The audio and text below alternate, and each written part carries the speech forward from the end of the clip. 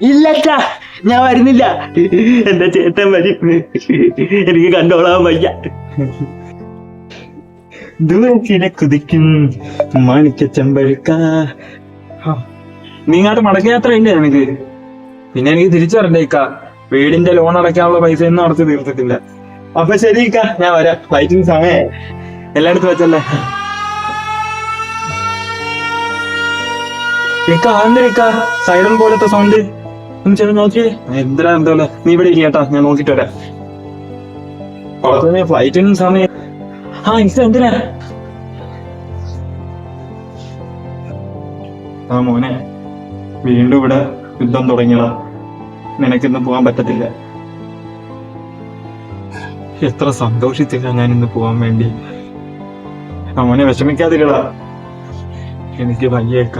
10-15 വർഷം ഇവിടെ കിടന്ന് കഷ്ടപ്പെട്ട് വാപ്പിനെ ഉമ്മയെ പെങ്ങളെ നിൽക്കാതെ പങ്കെടുക്കാന്ന് പറഞ്ഞു. വയ്യ. എടാ മോനെ, ഒരു കാര്യം നീ മനസ്സിലാക്കണം. ഈ പ്രവാസികളുടെ ജീവിതം ഇങ്ങനെയല്ല.